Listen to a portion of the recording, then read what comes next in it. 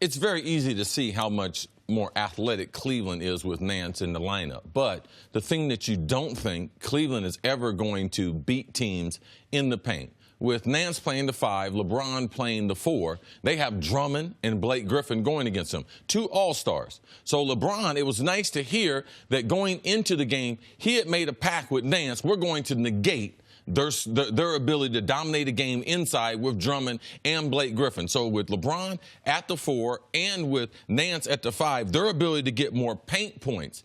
And it's not just based on how many points they get in the paint, but their ability to make shots in the paint. It spreads the court to make the three-point line more open. So their ability to dominate in the paint versus Detroit, I think, was one of the great signs that we're able to see with Cleveland having Nance in the lineup. It's a small thing, but if you're able to get that many points in the paint, I think they had 40 last night, compared to Detroit's 26 or 28. That difference right there, it makes the court expanded. And when you can out-rebound teams, which typically they're not going to be able to do without Kevin Love being in the lineup as a great rebounder. So the physical presence of Nance and LeBron at the 5 and 4 inside the paint and the rebounding, I thought made a huge difference in how Cleveland looked last night. To out-rebound Detroit, Detroit's got the best rebounder in basketball.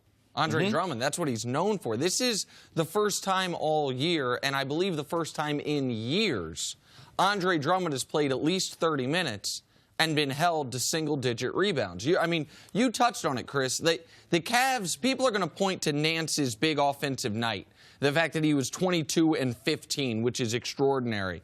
I want to look at the other side of the ball. The Cavs' defense was extraordinary after the first quarter, and they allowed Detroit to make 22 two-point baskets. Think about that. Only 22 shots inside of the three-point arc was made by Detroit all game. It's not because they were living at the three-point line. It's not because they were living at the free-throw line. It's because that defense all of a sudden, with a regular season-wise engaged LeBron and with Larry Nance Jr., just so active, going after rebounds, going after deflections, it looked like a different Cavs team. And it offered up an intriguing option for them, potentially, not to get too far ahead of ourselves. But yesterday you were talking about can they compete with the Warriors, and last week we talked about LeBron potentially going to Philadelphia, and why it could be interesting is having so many big people of Ben Simmons and LeBron and Joel Embiid. If Larry Nance can continue to hit that 15 to 17-foot jump shot that Ty Lue said, I did not know he had when we brought him over. And I think that's very interesting that they're finding things in the players that they traded for that they didn't know about. Yeah. But it's really huge because if you're going to get in those matchups with those teams in the West in particular, you're going to need that intermediate jump shot that Nance provided for them last night. And you're going to need your 5 position to be an offensive threat. And he is not Tristan Thompson is only an offensive threat rolling to the rim. Only on high pick and roll, LeBron throw you an alley-oop, JR throw you an alley-oop. If Larry Nance is just a passable threat, similar to the way David West is for the Warriors from 15 feet. Now, West is great at that shot. Nance isn't going to be that good. Right. But you have the option of playing a huge lineup, of having a front line of LeBron, Love, Nance. If that lineup doesn't kill you offensively, that lineup can be very intriguing against the smaller Golden State Warriors. So I went into this game saying on Twitter all weekend, I want to see more minutes of Larry Nance Jr. on the court with LeBron. Here's one note for you. Since the new players have arrived, take all the minutes the Cavs have played, they are plus 53 with any lineup where it's LeBron and Nance on the court. They are minus 15 in every other lineup. That means lineups including LeBron. But if LeBron and Nance on the court, this team is plus 53. Any other lineup they put out there, they're minus 15. It's a very small sample size. But last night did what my head was telling me it could, which was give the Cavs a more athletic, interesting front line. Well, Nance was in there because Tristan's out hurt right now. And it looked great.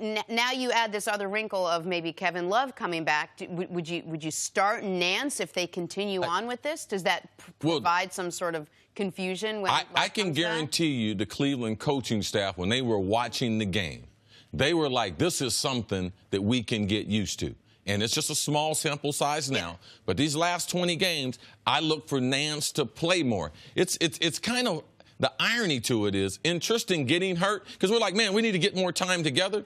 And Tristan getting hurt, Nance is going to get some minutes that they weren't going to see, which that makes them more prepared now for the playoffs. So I believe that this injury to Tristan, it helps out the Cavs. Now, they do need to get Love back, because then you get more of a real feel for what it's going to be like in the playoffs. But last night had to be very, very encouraging for the staff as far as this is another lineup that they can go to. Also, the backup, the guy you always mess with, the throw-in in the trade. Ante Zizic. Zizic. The big Z is what they were calling him on the broadcast, because his teammates call him that. Cavs fans do not like anyone being called Big Z other than Zydrunas Ilgauskas, but Ante Zizic. Right, but to see his development going down to the G League, now with him backing up Nance, you saw even a big guy.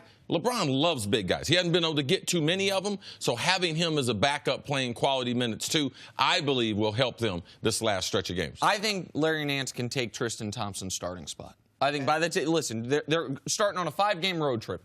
Tristan is not going to play at all on this road trip. Larry Nance doesn't have to give you 22 and 15 every night, obviously. No. But if he keeps up that energy, that defense, and some of the offense, he can take that starting spot from Tristan, which I would hope, CC, might give you a slightly rejuvenated Tristan Thompson, because Tristan Thompson's the whole reason he's in the league is effort plays, is the fact that he has been the guy that keeps balls alive on offensive and defensive rebounds. That has been gone all year long. Maybe seeing Larry Nance, a younger, more athletic version than him doing that, can get you a better Tristan when he does play. Yeah, I think the real number for Larry Nance is probably around 12 and 10. Yes. If he can get you 12 points, he's going to get you double digits in rebound. But his ability to provide energy and be more athletic. What we didn't get in Kevin Love in the trade, we always talk about, man, Kevin Love's not as athletic. But if you get Kevin Love back healthy, playing at his natural 4, you move LeBron to the 3, and you get the energy and athleticism at Nance at the 5, I believe they can battle the teams in the West. You mentioned Golden State, but also Capella and what he brings for Houston. I believe it's a better matchup for the Cavs. Now we got to get these last 20 games, and they got to get to the finals. But a healthy Nance and a healthy Love with LeBron, I believe it's a better Cavs team than we've seen. Go ahead, Jenna. It's okay. No, it's very hard to blow a team out when your starting backcourt goes 1 for 8 from the field. When you get nothing from your starting backcourt. JR had one play the whole game, the alley-oop to Nance, where it looked like he was throwing it like a bowl of soup, like a little underhand toss. And then and George Hill did nothing. And your guy, JR, he hasn't had a point in the first half in 2 games now. Right. He was exactly right. He was good. Post-suspension, he came out firing in the second half and was good there. But to have a game where LeBron doesn't have to play in the 4th, and despite the fact that your starting backcourt gives you nothing, it's very rare in this league. Yeah, I need to have someone look up the numbers. When was the last time Cleveland in the 2nd, 3rd, and 4th quarter gave up 21, 21, and 20? Like, regardless of what they were doing offensively, if they play defense like that, they're going to be in every game. All right, well, Cleveland opens up a 6-game road trip Wednesday night. Thanks for watching. Subscribe here to get the latest from the show. Also, be sure to check out more of the best clips from First Things First, or go watch a few segments from our other shows on FS1.